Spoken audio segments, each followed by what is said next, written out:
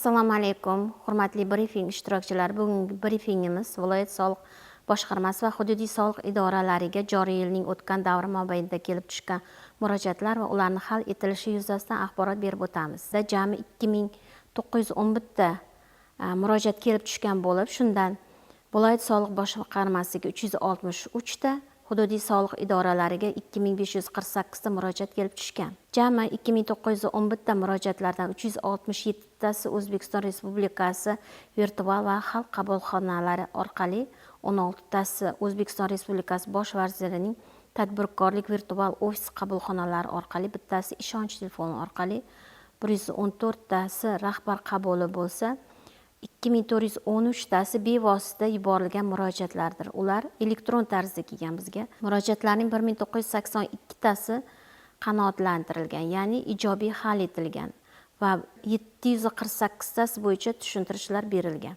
181 tasi hali ko'rib chiqish jarayonida turibdi.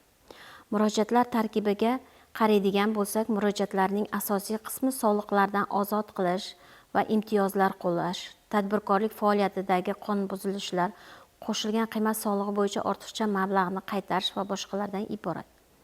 Aholi va tadbirkorlik subyektlari tomonidan murojaatlar tahlil etilib, soliq xodimlari tomonidan tushuntirishlar va targ'ibot tashkilot ishlari olib borilmoqda.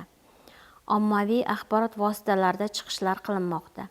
Natijada murojaatlar o'tgan yilning mos davriga nisbatan 150 taga kamaygan. Murojaatlarning mazmun mohiyati asosida o'rganganimizda, ko'plab fuqarolarimiz oliy o'quv yurtiga to'langan to'lovlar, olingan ipoteka kreditlar, farzandlariga nodavlat maktabgacha ta'lim tashkilotlari va maktablar ko'rsatadigan ta'limga oid xizmatlar uchun ota-onalar tomonidan har bir farzand uchun to'langan to'lovlar miqdoridan jismoniy shaxslardan olinadigan daromad solig'idan ozod etishni so'rab, murojaatlar ko'proq uchrayotganini inobatga olib, qanday holatlarda ushbu to'lovlardan jismoniy shaxslardan olinadigan daromad solig'idan ozod etilishiga to'xtalib o'tmoqchiman. Ushbu yo'nalish bo'yicha Soliq kodeksining 378-moddasida ko'rsatib o'tilgan bo'lib, soliq solinmaydigan daromadlarga quyidagilar kiradi.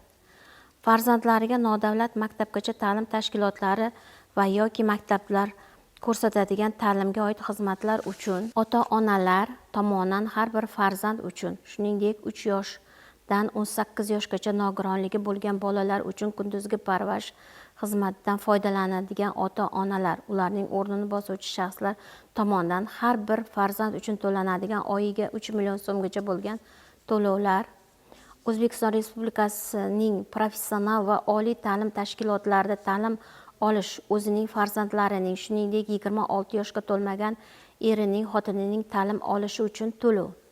Mazkur imtiyoz soliq to'lovchining professional va oliy ta'lim tashkilotlarida o'qish uchun tijorat banklari tomonidan ajratilgan ta'lim kreditlariga foizlar bilan qoplashga yo'naltirilgan daromadlariga nisbatan ham qo'llaniladi. Olingan ipoteka kreditlarini va ular bo'yicha hisoblangan foizlarni soliq davri davomida jami mehnatga haq to'lash inkam miqdorining 80 baravarigacha bo'lgan miqdorda qoplashga, basharti uy-joy fondining ko'chmas mulk obyektlarini sotib olish, qurish yoki rekonstruksiya qilish dastlabki badalining va yoki ipoteka krediti bo'yicha foizlarning bir qismini qoplash uchun byudjetdan ajratilgan subsidiyalar hisobga olingan holda amalga oshirilgan bo'lsa, mazkur soliq imtiyozi qarz oluvchiga yoki birga qarz oluvchilarga nisbatan basharti ularning soliq solinmaydigan daromadlari jami summasi belgilangan miqdordan oshmasa tatbiq etiladi.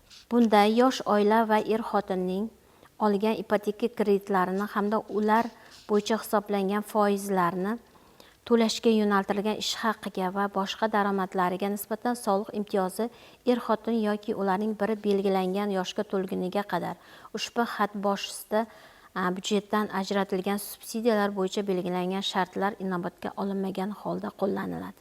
Agar 2023-yil 1-yanvardan keyin ipoteka krediti hisobiga sotib olingan, qurilgan yoki rekonstruksiya qilingan uy-joy fondining ko'chmas mulk obyektlari, ko'chmas mulkka bo'lgan huquqlar davlat ro'yxatidan o'tkazilgan sanadan e'tiboran 36 oy ichida boshqa shaxsga o'tkazilgan bo'lsa, soliq imtiyozining qo'llanishining butun davri uchun soliqni to'lash majburiyati tiklangan holda bekor qilinadi. Shu o'rinda ta'kidlash joizki, qachonki ushbu imtiyozlar soliq to'lovchi haqiqatdan ham daromadidan soliq to'lanadigan taqdirdagina imtiyozga ega bo'ladi.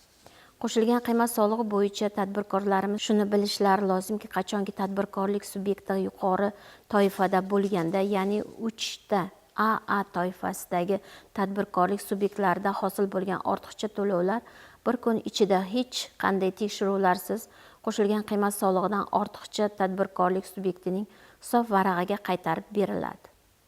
Qolgan holatlarda ortiqcha to'lovlar soliq idorasi xodimlari tomonidan o'rganib chiqiladi va asosli holatlarda ortiqcha to'lovlarni qaytarish amalga oshiriladi.